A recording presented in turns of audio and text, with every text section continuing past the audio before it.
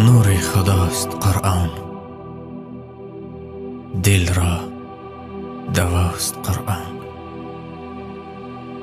در راه زندگانی همراه نماست قرآن. ای بندگان الله، ای مؤمنان آگاه، زین نور بهره گیرید هر روز و هر شبانگاه.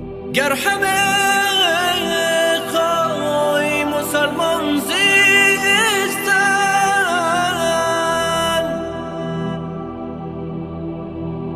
گر همه خواهی مسلمان زیستن،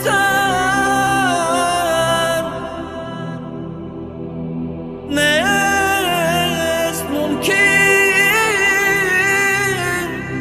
جز به قرآن زیستن.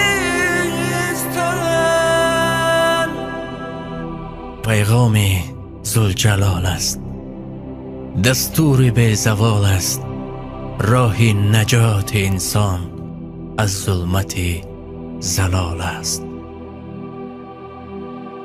این پرتو جمال است، انوار از جلال است، از بحر قرب جانان قرآن ره وصال است.